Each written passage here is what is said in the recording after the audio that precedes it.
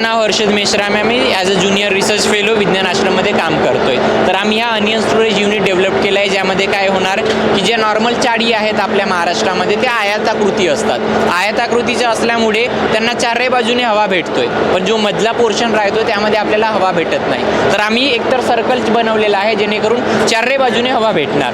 आता महिला मुद्दा तो आहे की सेंटरमध्ये कसे हवा जाणार. तर आम्ही एक बनवलेला आहे पाईप, आणि त्याला बघितले आहे तुम्ही तर छोटे छोटे होल बघितलेले आहेत, आणि एक लावलेला आहे फॅन. तो फॅन काय करणार, हवा सक करणार आणि बाहेर सोडणार, जेणेकरून आतली गरम हवा बाहेर जाणार आणि नवीन हवा एंटर करणार, आणि हा सर्क्युलेशन हा पूर्ण चालू राहणार. यामध्ये कांदा 5 ते 6 महिने टिकणार.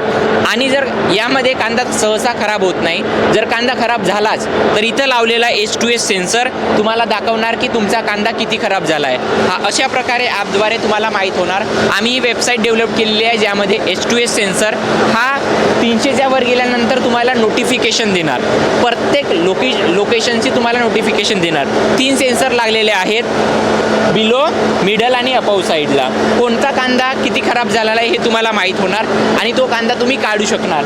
हे असे डोर्स लागलेले आहेत, यांना तुम्ही ओपन करून तो तिथला कांदा तुम्ही काढू शकणार. हा आहे 25 युनिटचा, 25 किलोचा एक युनिट, 250 किलोचा एक युनिट, आणि हा आहे 1000 किलोचा युनिट.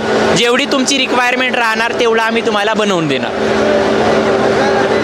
काय 1000 किलोची किंमत 3 ते 4000, पण ते वाढतंय किंवा कमी होतंय तुमच्याजवळ किती माल आहे, किती कांदा आहे याच्यावर डिपेंड करतोय. कुठे मिळेल, काय कोणाला पाहिजे? आम्ही आता सर्व डेव्हलपिंग फेजवर आहे. मी हर्षद संजीव मेश्राम विज्ञान आश्रममध्ये ॲज अ ज्युनियर रिसर्च फेलोमधून काम करतोय.